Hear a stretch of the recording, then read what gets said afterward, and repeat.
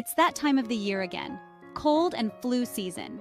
If you've got a scratchy throat or painful swallowing, here's a natural remedy you can make right at home to feel better fast. Let's dive into this quick and effective sore throat relief. First, grab a ripe tomato. This powerhouse contains lycopene, a natural anti-inflammatory that helps calm sore throats. Slice it up into pieces. Next, add 2 tablespoons of honey. Honey is soothing, anti-inflammatory, and it coats the throat to reduce irritation. Now let's boost the remedy. Add the juice of half a lemon or lime to help fight off bacteria and viruses. Add 1 teaspoon of grated ginger, a powerful anti-inflammatory and antibacterial ingredient. And don't forget a few chopped basil leaves.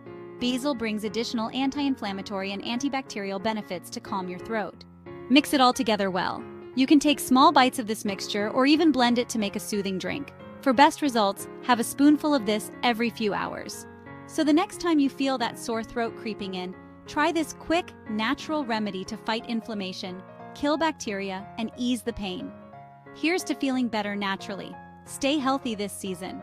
Try it out and share with someone who needs this.